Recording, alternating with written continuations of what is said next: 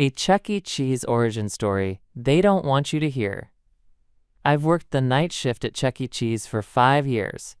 I clean the ball pits, fix the animatronics when they seize up mid-jig, and make sure no one sneaks into the kitchen after hours.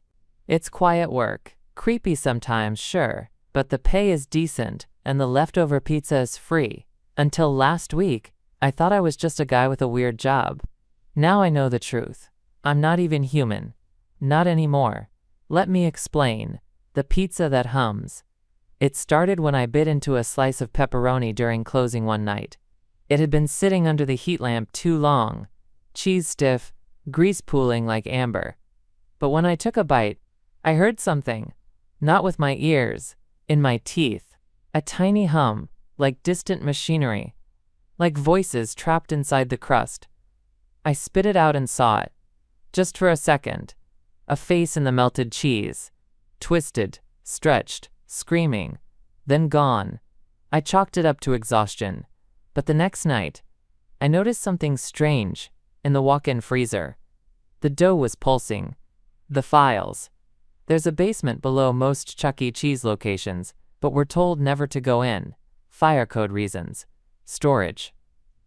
But the door was unlocked. Inside were film reels, decades old, stacked next to dusty animatronic parts, limbs, heads, fursuits that smelled like copper and mildew. One reel caught my eye. CEC Origin Tape, 1977. Do not view. I did. It started as a promotional video, grainy, 1970s music, wide-eyed children, an announcer chirping, "Welcome to Chuck E. Cheese, where fun is eternal." Then it cut to something else. A sewer tunnel, rats squealing, a scientist in a lab coat, clutching a clipboard, speaking into the camera. Subject 7 shows rapid neural growth. He responds to stimulation, especially pizza. But the cheese must be aged in the chamber. Then came a shot I'll never unsee. A rat, massive, bloated, its fur matted with grease and melted mozzarella, stood upright in a lab cage, staring at the camera with eyes too round. Too human. "He keeps asking for tokens," the scientist whispered. "He won't stop singing birthday songs." The film burned itself out. The mirror. Since that night I've been changing.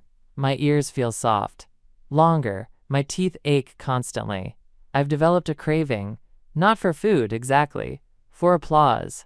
For the hollow laughter of children. Sometimes I catch myself humming the Chuck E. Cheese jingle, even when I try not to. Last night, I looked in the bathroom mirror.